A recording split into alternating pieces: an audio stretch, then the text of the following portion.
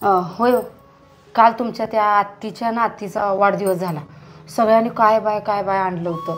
तुम्ही अजून कामावरून आला नव्हता, मग काय न्यायचं म्हणून मी गेलेच नाही. आज तुम्हाला सुट्टी बी आहे, मग चांगलं काहीतरी आणून त्याशनी दिलं असतं की. तंगी हाय या महिन्यात, पण बघू.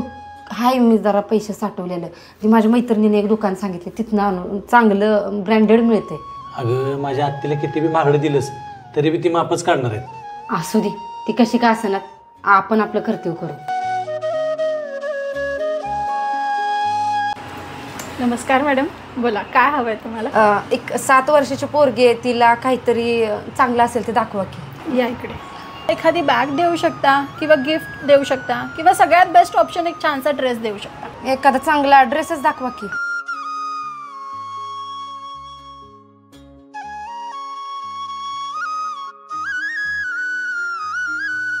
अहो लई महाग वाटायला लागले ना. ते पण असू दे, आता काय असेल ते असेल. हे घ्या मॅडम, आपल्याकडे न्यूबॉर्न पासून वयाच्या 7 वर्षाच्या मुलांसाठी सगळ्या accessories, clothes, all varieties available आहेत. तर पुन्हा एकदा टायनी टॉट्सला नक्की व्हिजिट करा. कमी पैशात चांगलं मिळालं का नाही ड्रेस?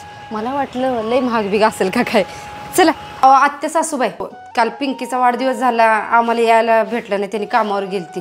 मग तिला गिफ्ट आणले. आला नाही वय, ह्यानी सोडून लगेच गेलीत कामावर. तर वाव, गिफ्ट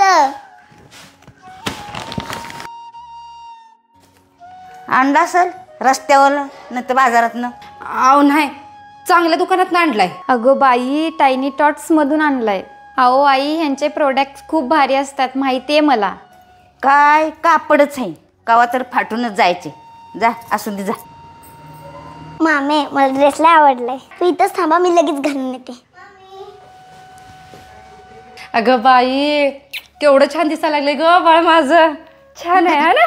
काय ग, आलीस का देऊन? नेहमीप्रमाणे तुमच्या आत्तीनं तोंड वाकडंच केलं होतं, पण पिंकीला ड्रेस लय भारी दिसत होता. होय काय? कसं असतंय का नाही, तुमच्या आत्तीनं तिच्या पोराच्या लग्नात मला 200ची साडी नेसवली. खातर आपली परिस्थिती गरीब आहे, आपण कुठं एवढं महागातलं घालतोय म्हणून. आणि तीच त्यांचं काय कार्यक्रम असलं की आपण सगळ्यात महागडं घेऊन जायचं, का तर ते निलय श्रीमंत आहेत ती म्हणून. आणि काय साधन यावं तर वरनं आपलीच आबरू काढते ती. आणि तीच त्याने आपल्याला काय साधं आणलं तर आपलीच लायकी गरिबीची आहे म्हणून. अगं सारिका, ही जगाची रीतच आहे ग. माणसाच्या परिस्थितीवरनं त्याला किंमत आणि इज्जत दिली जाते.